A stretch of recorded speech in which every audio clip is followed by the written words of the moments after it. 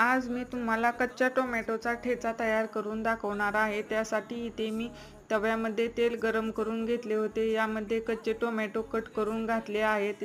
लगेचच यामध्ये हिरवी मिरची आणि लसूण घालून डाग पडेपर्यंत छान भाजून घेतले आहेत. भाजलेले शेंगदाणे, भाजलेले तीळ, चवीपुरती साखर, मीठ घालून हे जिन्नस छान भाजून घेतले आहेत. काढून घेऊया आणि थंड करून घेऊया. हे आता आपण खलबत्त्यामध्ये बारीक करून घेऊया. हे पहा मस्त बारीक झाले आहेत. आता वरून भरपूर अशी हिरवी कोथिंबीर घालून आणखीन एकदा छान एकजीव करून घेऊया. हिरव्या कोथिंबीरीचा फ्लेवर खूप छान येतो.